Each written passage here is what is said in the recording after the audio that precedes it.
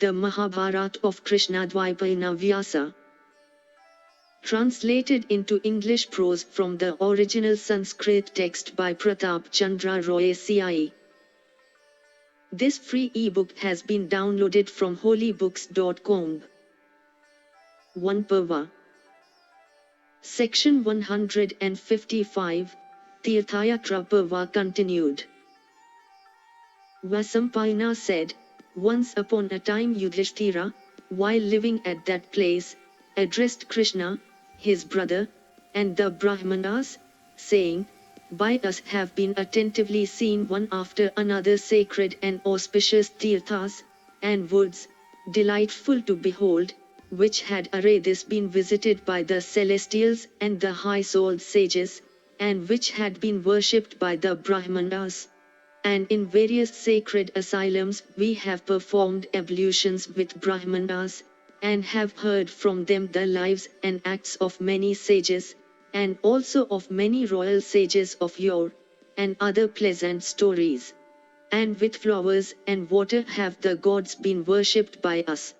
And with offerings of fruits and roots as available at each place we have gratified the Pitris. And with the high-souled ones have we performed ablutions in all sacred and beautiful mountains and lakes, and also in the highly sacred ocean. And with the Brahmanas we have bathed in the Ila, and in the Saraswati, and in the Sindhu, and in the Yamuna, and in the Narmada, and in various other romantic tirthas. And having passed the source of the Ganga, we have seen many a lovely hill and the Himalaya mountains, inhabited by various species of birds, and also the Juju named Visala, where there is the hermitage of Nara and Narayana. And, finally, we have beheld this unearthly lake, held in veneration by the Siddhas, the gods and the sages. In fact, O foremost of Brahmanas, we have one by one carefully seen all celebrated and sacred spots in company with the high-souled Lomisa. Now, O Bhima, how shall we repair to the sacred abode of wise Ravana, inhabited by the Siddhas? Do thou think of the means of entering the same. Vasampayana said, when that king had said this, an aerial voice spake, saying, thou wilt not be able to go to that inaccessible spot. By this very way, do thou repair from this region of Kuvara to the place whence thou hadst come, even to the hermitage of Nara and Narayana, known by the name of Vadari. Thence, O Cointail, thou wilt repair to the hermitage of Vrishparva, abounding in flowers and fruit, and inhabited by the Siddhas and the Charanas. Having passed that, O Parth, thou wilt proceed to the hermitage of Ashatisna, and from thence thou wilt behold the abode of Kuvara. Just at that moment the breeze became fresh, and gladsome and cool and redolent of unearthly fragrance, and it showered blossoms.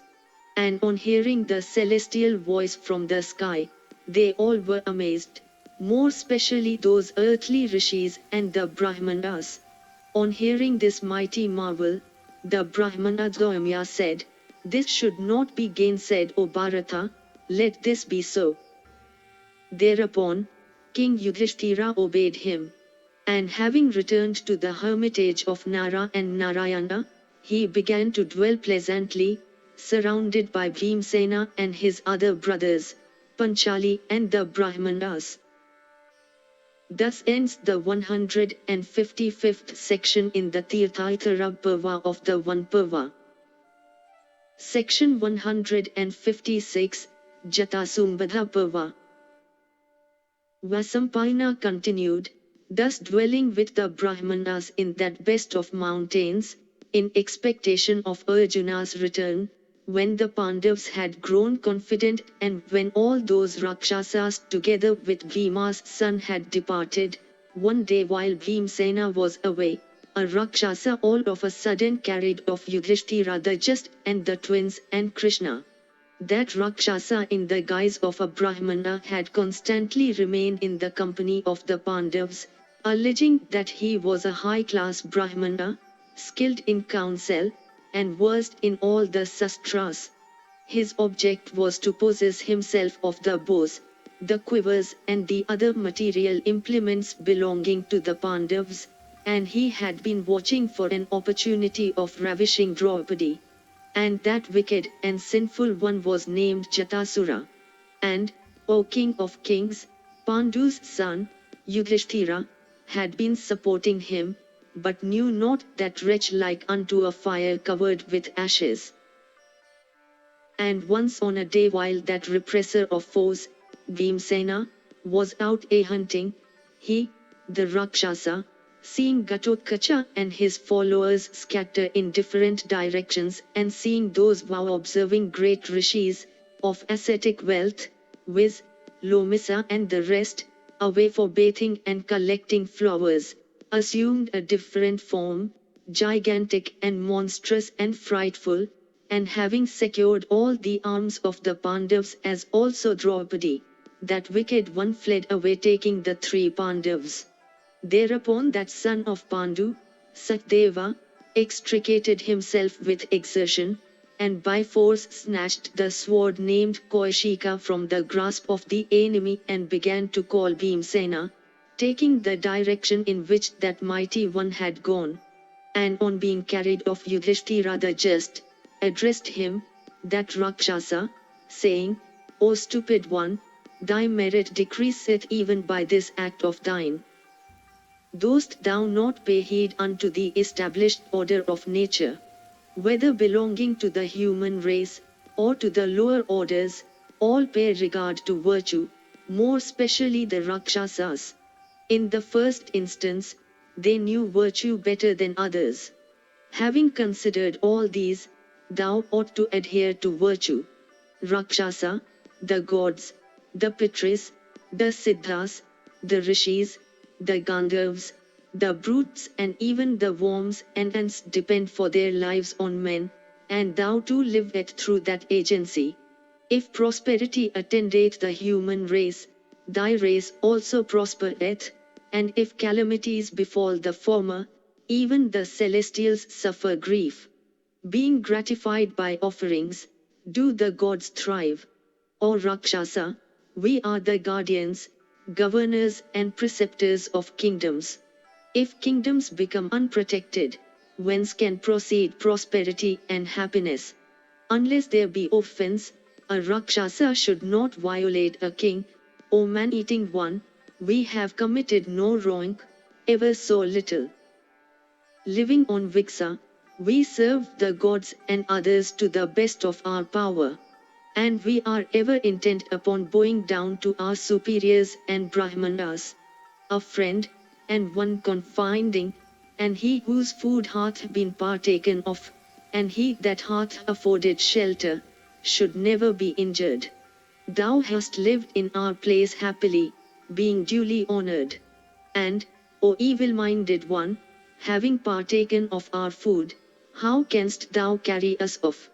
And as thy acts are so improper, and as thou hast grown in age without deriving any benefit, and as thy propensities are evil, so thou deservest to die for nothing, and for nothing wilt thou die today.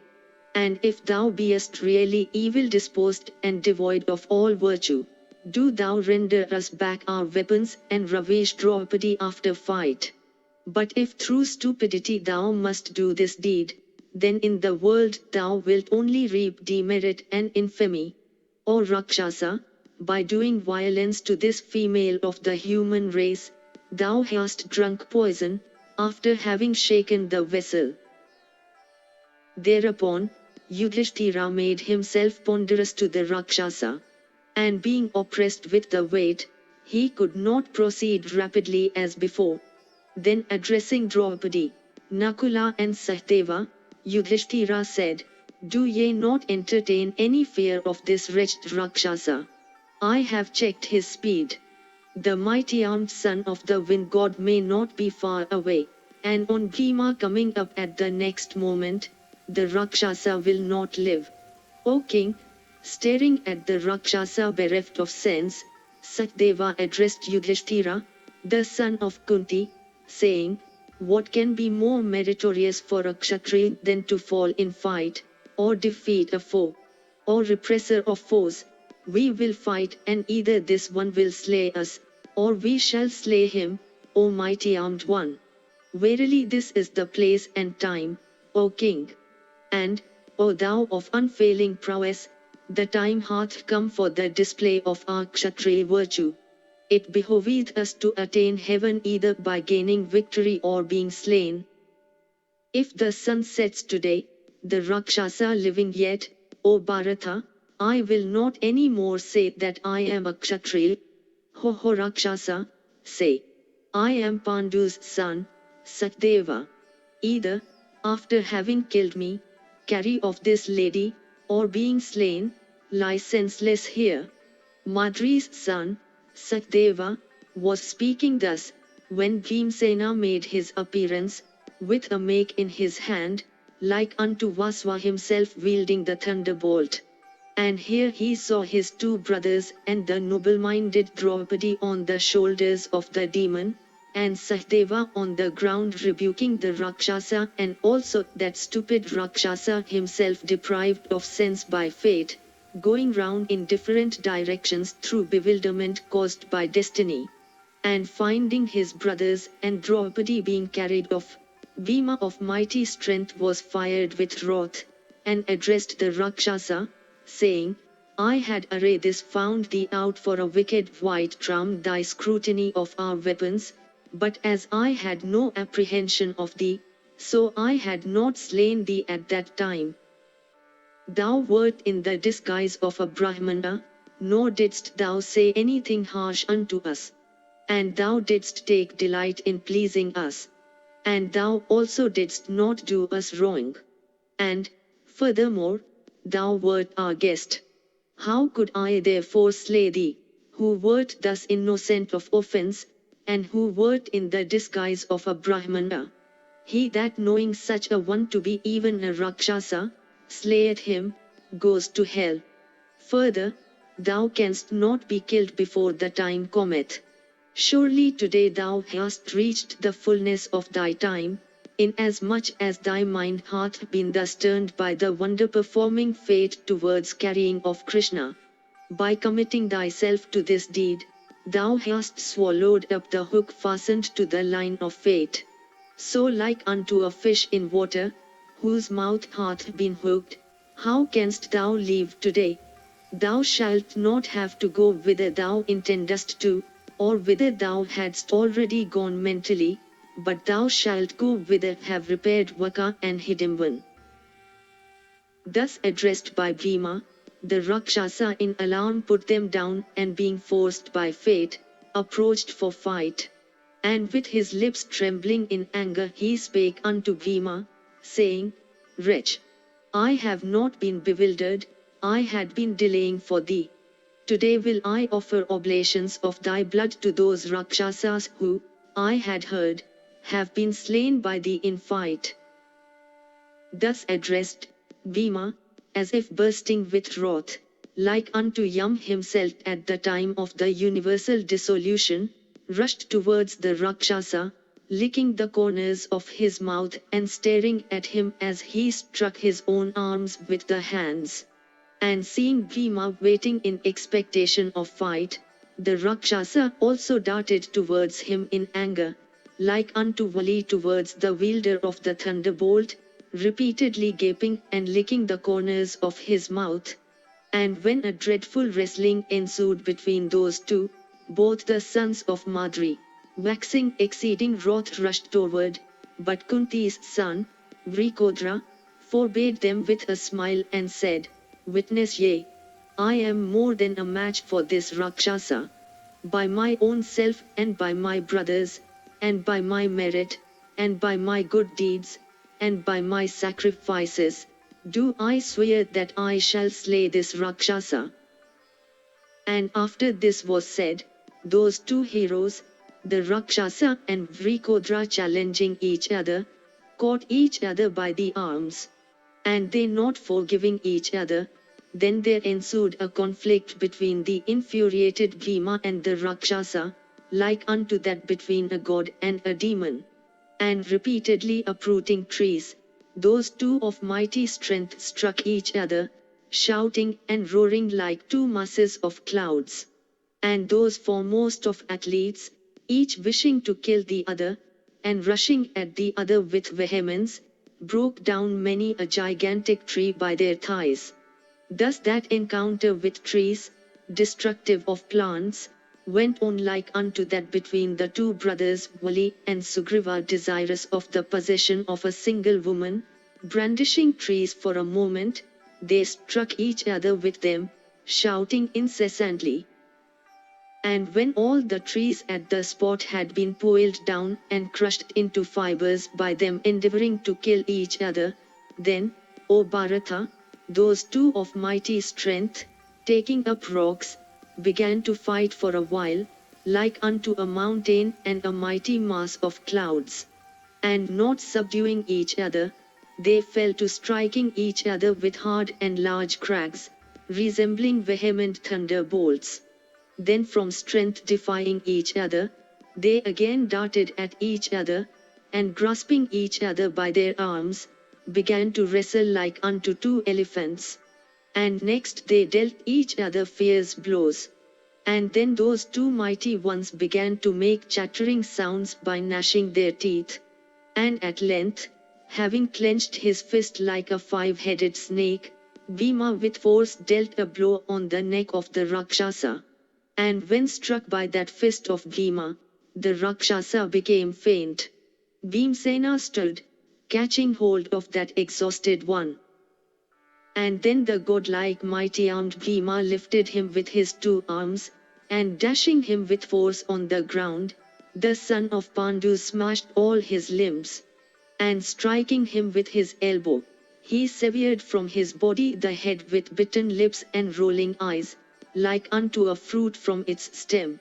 And Jatasura's head being severed by Bhimsena's might, he fell besmeared with gore, and having bitten lips. Having slain Jatasura, Bhima presented himself before Yudhishthira, and the foremost Brahmanas began to eulogize him, Bhima, even as the Mangyutas eulogize Vasva. Thus ends the 156th section in the Jatasambhadha Parva of the Vana Parva. Section 156, Yakshayuddha Parva. Vasampayana continued, on that Rakshasa having been slain, that lord, the royal son of Kunti, returned to the hermitage of Narayana and began to dwell there. And once on a time, remembering his brother Jaya, Arjuna, Yudhishthira summoned all his brothers, together with Draupadi, and said these words, "We have passed these 4 years peacefully ranging the woods. It hath been appointed by Vibhatsu that about the 5th year he will come to that monarch of mountains, the excellent cliff Sweta, ever graced with festivities held by blooming plants and maddened kokilas and black bees, and peacocks, and chatakas, and inhabited by tigers, and boars, and buffaloes, and gavayas, and deer, and ferocious beasts, and sacred, and lovely with blown lotuses of 100 and 1,000 petals, and blooming lilies and blue lilies, and frequented by the celestials and the asuras. And we also, eagerly anxious of meeting him on his arrival, have made up our minds to repair thither. Path of unrivaled prowess hath appointed with me, saying, I shall remain abroad for 5 years, with the object of learning military science. In the place like unto the region of the gods, shall we behold the wielder of Gandiva, arrive after having obtained the weapons. Having said this, the Pandavas summoned the Brahmanas, and the sons of Pritha having gone round the ascetics of rigid austerities and thereby pleased them, informed them of the matter mentioned above. Thereupon the Brahmanas gave their assent, saying, This shall be attended by prosperity and welfare. O foremost of the Bharatas, these troubles shall result in happiness. O pious one! Gaining the earth by the Kshatriya virtue, thou shalt govern it. Then in obedience to these words of the ascetics, that repressor of foes, Yudhishthira, set out with his brothers and those Brahmanas, followed by the Rakshasa and protected by Lomisa. And that one of mighty energy, and of staunch voice, with his brothers, at places went on foot and at others were carried by the Rakshasas. Then King Yudhishthira, apprehending many troubles, proceeded towards the north, abounding in lions and tigers and elephants. And beholding on the way the mountain Mainka and the base of the Gandhamdana and that rocky mass Sweta and many a crystal rivulet higher and higher up the mountain, he reached on the 17th day the sacred slopes of the Himalayas. And, O king, not far from the Gandhamdana, Pandu's son beheld on the sacred slopes of the Himavan covered with various trees and creepers the holy hermitage of Vrishpava surrounded by blossoming trees growing near the cascades. Then taking his permission those high-souled ones set out towards the north. Then taking his permission those high-souled ones set out towards the north. And as they set out the magnanimous Vrishpava followed them to a certain distance. Then having entrusted the Pandavas unto the care of the Brahmanas and instructed and blessed them and given directions concerning their course, Vrishpava of mighty energy retraced his steps. Then Kunti's son, Yudhishthira of unfailing prowess, together with his brothers, began to proceed on foot along the mountain path, inhabited by various kinds of beasts. And having dwelt at the mountain slopes, densely overgrown with trees, Pandu's son on the 4th day reached the Sweta mountain, like unto a mighty mass of clouds, abounding in streams and consisting of a mass of gold and gems. And taking the way directed by Vrishpava, they reached one by one the intended places, beholding various mountains. And over they passed with ease many inaccessible rocks and exceedingly impassable caves of the mountain. And Dharmya and Krishna and the Parths and the mighty sage Lomisa went on in a body and none grew tired. And those highly fortunate ones arrived at the sacred and mighty mountain resounding with the cries of birds and beasts and covered with various trees and creepers and inhabited by monkeys, and romantic and furnished with many lotus lakes and having marshes and extensive forests. And then with their downstanding erect, they saw the mountain Gandhamdana, the abode of Kimpurushas, frequented by Siddhas and Charanas and ranged by Vidyadharis and Kinnaris and inhabited by herds of elephants and thronged with lions and tigers and resounding with the roars of Sarabhas and attended by various beasts. And the warlike sons of Pandu gradually entered into the forest of the Gandhamdana, like unto the Nandana gardens, delightful to the mind and heart and worthy of being inhabited and having beautiful groves. And as those heroes entered with Draupadi and the high-souled Brahmanas, they heard notes uttered by the mouths of birds, exceedingly sweet and graceful to the ear and causing delight and dulcet and broken by reason of excess of animal spirits. And they saw various trees bending under the weight of fruits in all seasons, and ever bright with flowers such as mangoes and hog plums and bhavyas and pomegranates, citrons and jacks and lakuchas, and plantains and aquatic reeds and parvatas, and champakas and lovely kadambas and vilvas, wood apples and rose apples and kasmeris, and jujubes and figs and glomerous figs, and banians and aswatthas and kirikas, and bhol itakas and amlakas, and bibitakas and ingudas and karamaldas, and tindukas. Of large fruits, these and many others on the slopes of the Gandhamdana, clustered with sweet and nectarine fruits. And beside these, they beheld champakas and asokas and ketkas, and vakulas and pannagas and saptapranas, and karnikras and patals and beautiful kutjas, and mandaras and lotuses and parijtas, and kovidaras, and devdaras and salas and palmyra palms, and thamalas and pipalas, and silmalis and kimsukas, and singasapas and serlas, and these were inhabited by chakoras, and woodpeckers and chatakas, and various other birds, singing in sweet tones pleasing to the ear. And they saw lakes beautiful on all sides with aquatic birds, and covered all around with kumudas, and pundarikas, and kopnadas, and utpalas, and kalharas, and kamlas, and thronged on all sides with drakes and ruddy geese, and ospreys, and gulls and karandavas, and plavas, and swans, and cranes, and shags, and other aquatic birds. And those foremost of men saw those lotus lakes beautified with assemblages of lotuses, and ringing with the sweet hum of bees, glad, and drowsy on account of having drunk the intoxicating honey of lotuses, and reddened with the farina falling from the lotus cups. And in the groves they beheld with their hens peacocks maddened with desire caused by the notes of cloud trumpets, and those wood-loving glad peacocks drowsy with desire, were dancing, spreading in dalliance their gorgeous tails, and were crying in melodious notes. And some of the peacocks were sporting with their mates on kutja trees covered with creepers. And some sat on the boughs of the kutjas, spreading their gorgeous tails, and looking like crowns worn by the trees. And in the glades they beheld the graceful sinduvras like unto the darts of Cupid.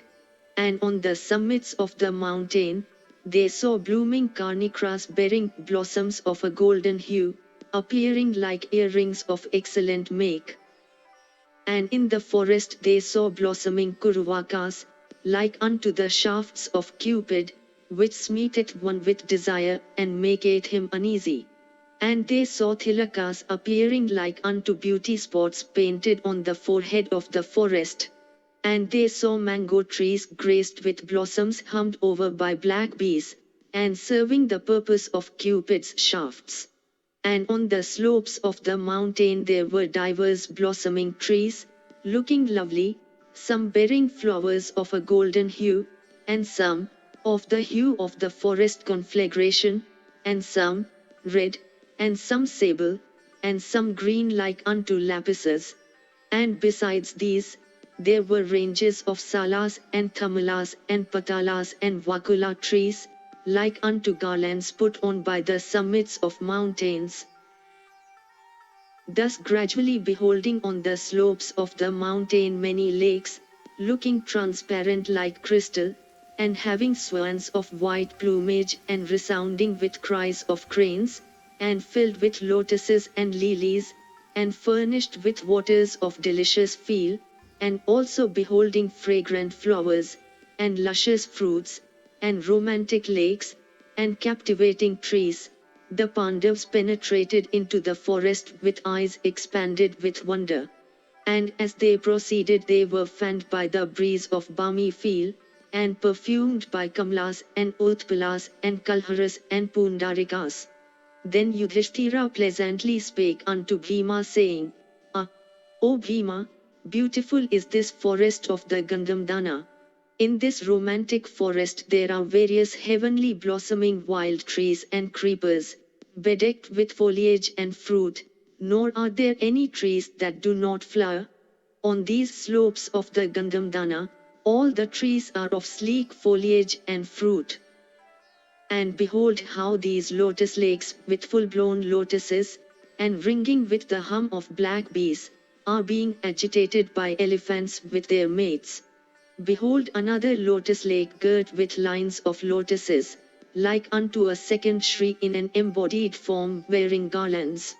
And in this excellent forest there are beautiful ranges of woods, rich with the aroma of various blossoms, and hummed over by the black bees. And, O Bhima, behold on all sides the excellent sporting ground of the celestials. By coming here, we have attained extra-human state, and been blessed. O Parth, on these slopes of the Gandhamdana, yon beautiful blossoming trees, being embraced by creepers with blossoms at their tops look lovely. And, O Bhima, hark unto the notes of the peacocks crying with their hens on the mountain slopes. And birds such as chakoras, and satpatras, and maddened kokilas, and parrots, are alighting on these excellent flowering trees. And sitting on the twigs, myriads of jivajvakas of scarlet, yellow and red hues, are looking at one another.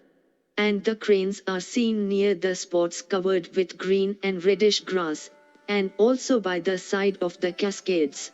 And those birds, Bhringarajas, and Upachakras, and herons are pouring forth their notes, charming to all creatures. And lo, with their mates, these elephants furnished with 4 tusks, and white as lotuses, are agitating that large lake of the hue of lapises. And from many cascades, torrents high as several palmyra palms, placed one upon another, are rushing down from the cliffs. And many argent minerals splendid, and of the effulgence of the sun, and like unto autumnal clouds, are beautifying this mighty mountain.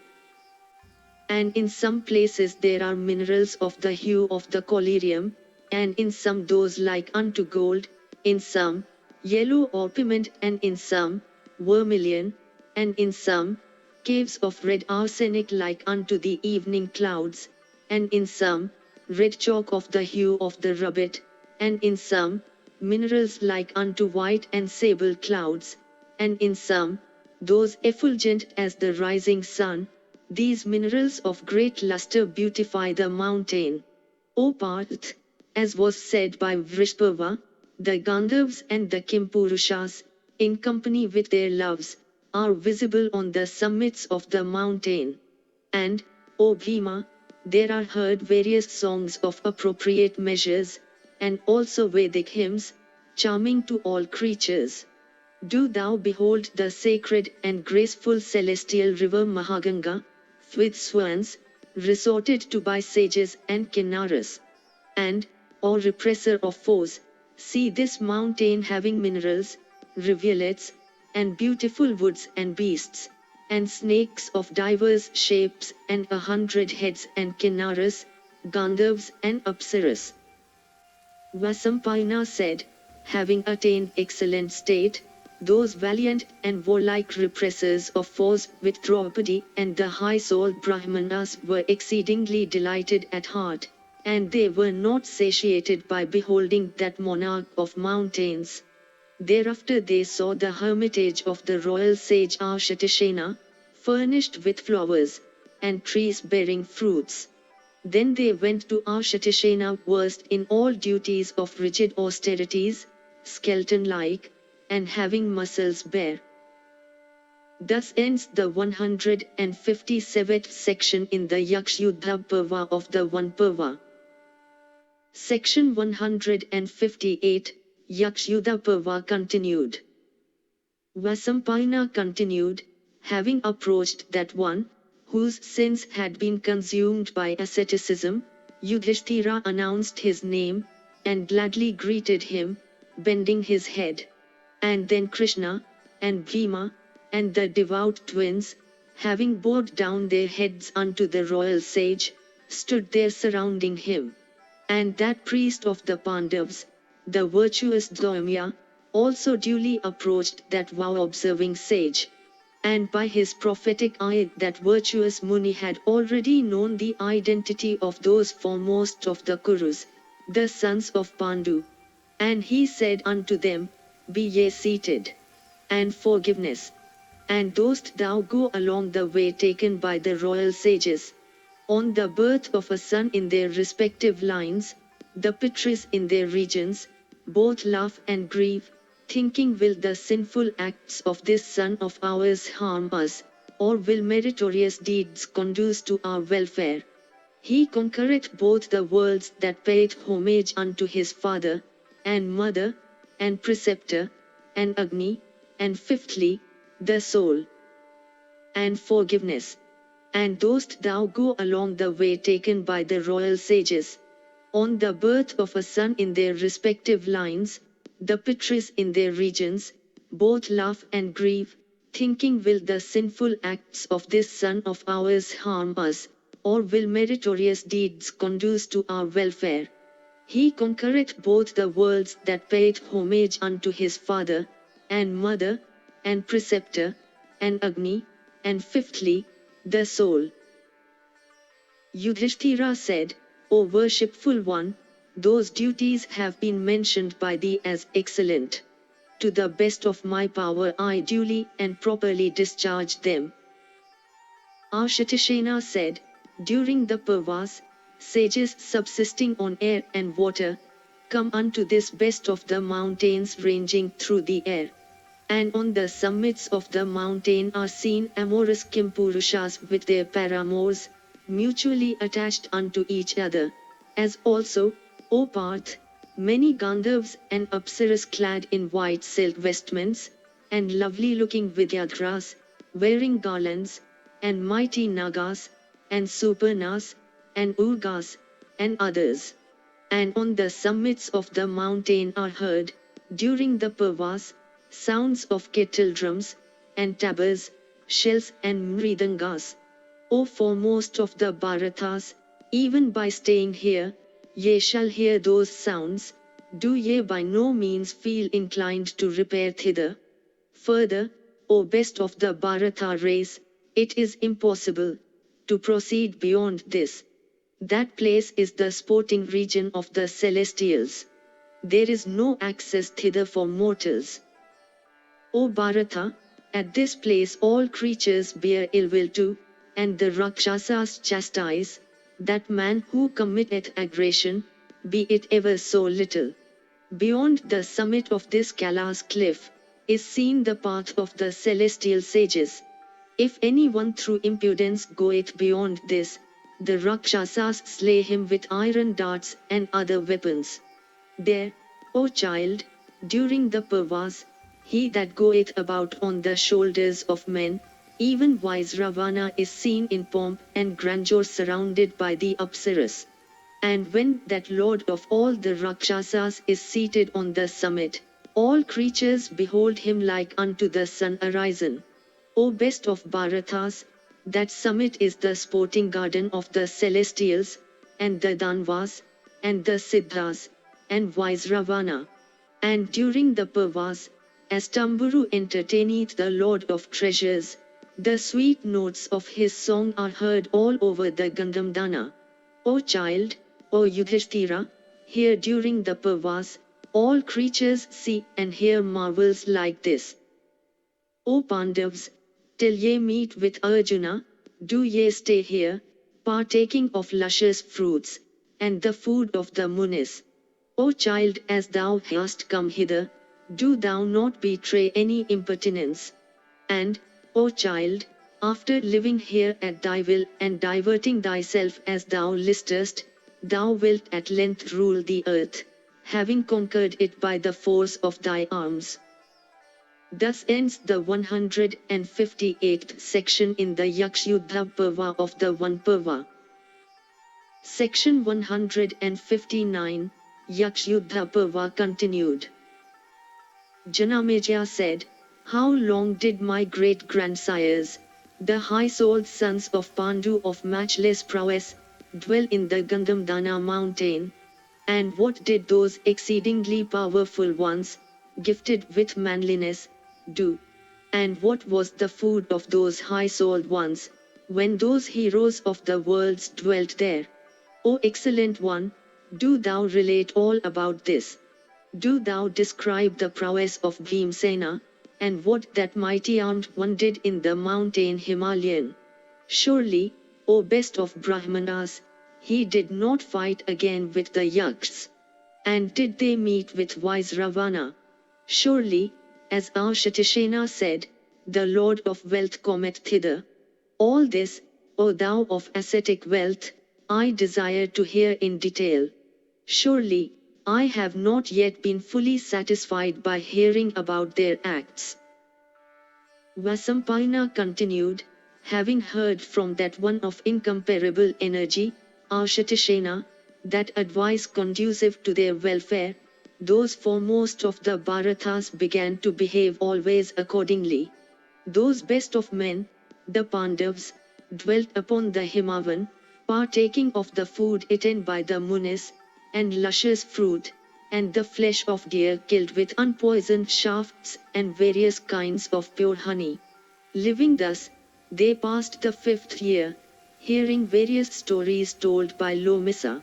O Lord, saying, I shall be present when occasion ariseth, Gatotkacha, together with all the Rakshasas, had array this already gone away. Those magnanimous ones passed many months in the hermitage of Ashatashena, witnessing many marvels. And as the Pandavas were sporting there pleasantly, there came to see them some complacent vow-observing munis and charanas of high fortune, and pure souls, and those foremost of the Bharata race conversed with them on earthly topics. And it came to pass that when several days had passed, Suparna all of a sudden carried off an exceedingly powerful and mighty Naga, living in the large lake. And thereupon that mighty mountain began to tremble, and the gigantic trees break. And all the creatures and the Pandavas witnessed the wonder. Then from the brow of that excellent mountain, the wind brought before the Pandavas various fragrant and fair blossoms. And the Pandavas, and the illustrious Krishna, together with their friends, saw those unearthly blossoms of 5 hues.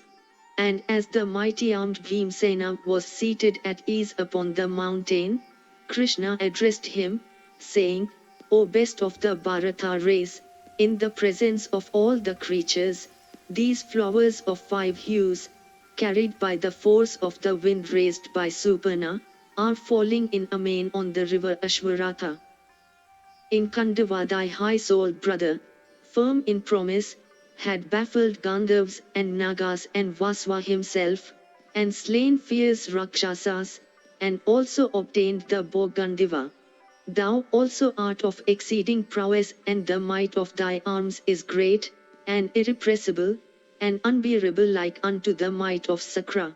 O Bhimsena, terrified with the force of thy arms, let all the Rakshasas betake themselves to the 10 cardinal points, leaving the mountain.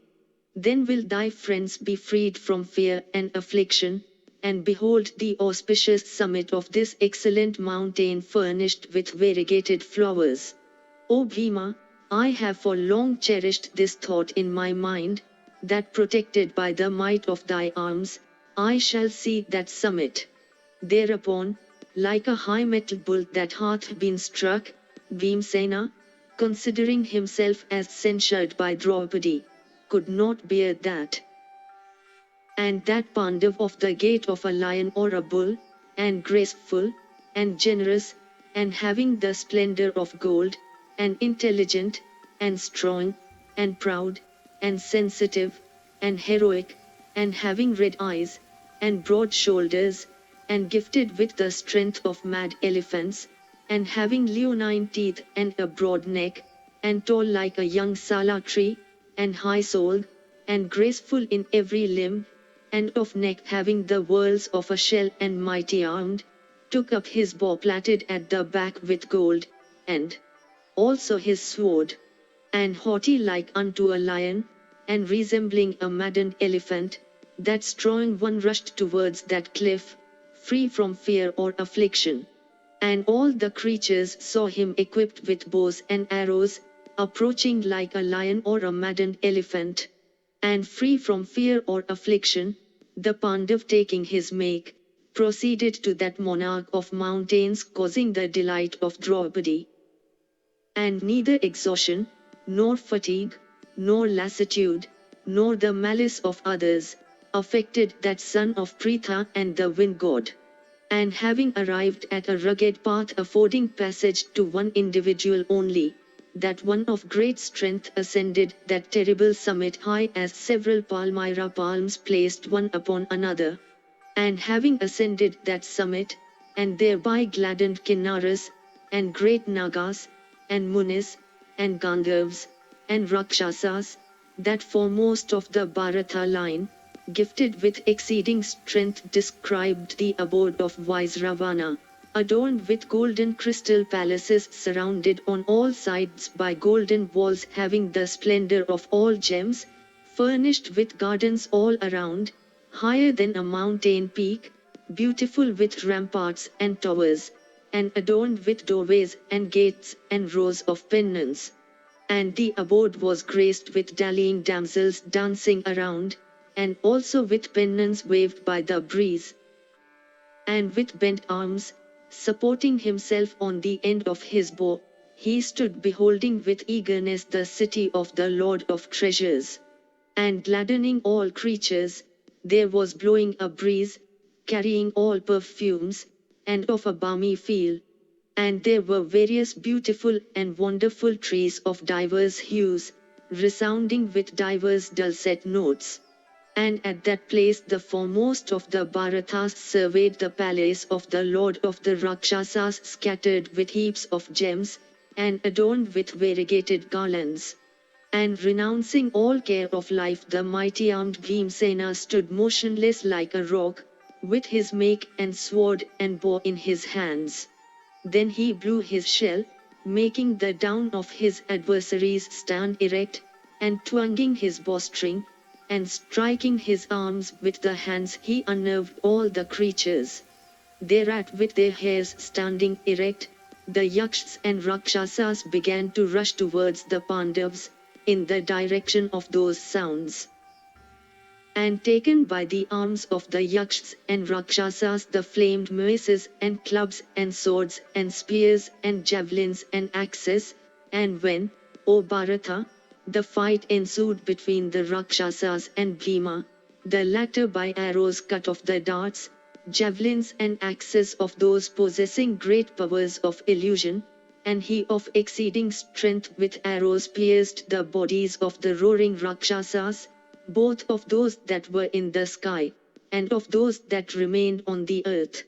And Bhima of exceeding strength was deluged with the mighty sanguine rain sprung from the bodies of the Rakshasas, with maces and clubs in their hands and flowing on all sides from their persons. And the bodies and hands of the Yakshas and Rakshasas were seen to be struck off by the weapon discharged by the might of Bhima's arms. And then all the creatures saw the graceful Pandav densely surrounded by the Rakshasas, like unto the sun enveloped by clouds. And even as the sun surrounds everything with his rays, that mighty armed and strong one of unfailing prowess, covered all with arrows destroying foes. And although menacing and uttering yells, the Rakshasas did not see Bhima embarrassed. Thereupon, with their bodies mangled, the Yakshas afflicted by fear, Bhimsena began to utter frightful sounds of distress, throwing their mighty weapons. And terrified at the wielder of a strong bow, they fled towards the southern quarter, forsaking their maces and spears and swords and clubs and axes.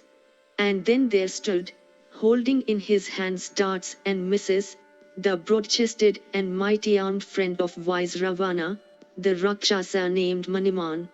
And that one of great strength began to display his mastery and manliness.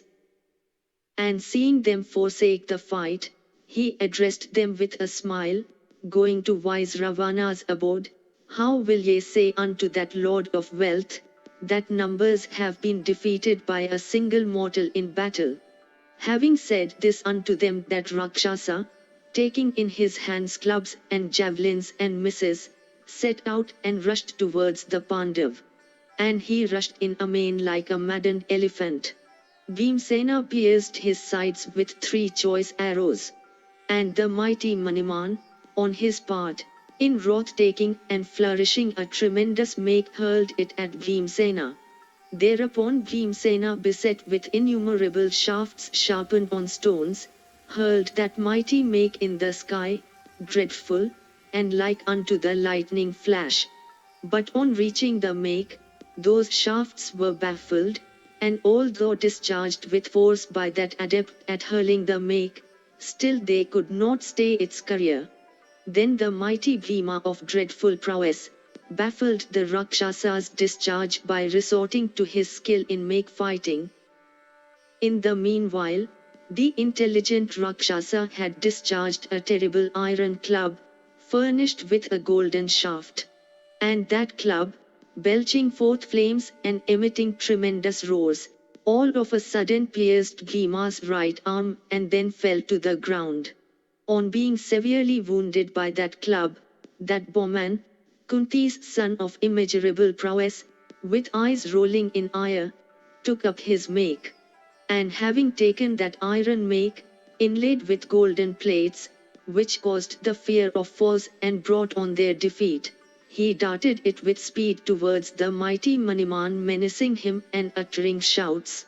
Then Maniman on his part, taking his huge and blazing dart, with great force discharged it at Bhima, uttering loud shouts.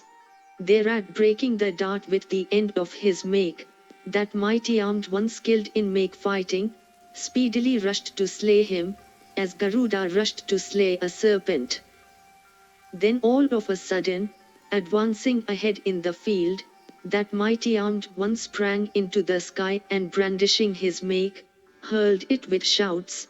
And like unto the thunderbolt hurled by Indra, that make like a pest with the speed of the wind, destroyed the Rakshasa and then fell to the ground. Then all the creatures saw that Rakshasa of terrible strength slaughtered by Bhima, even like a bull slain by a lion. And the surviving Rakshasas, seeing him slain on the ground, went towards the east, uttering frightful sounds of distress. Thus ends the 159th section in the Yakshayuddha Parva of the Vana Parva.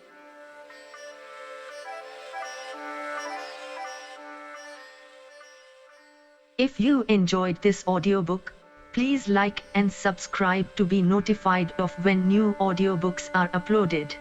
Thank you for listening and learning. Shanti.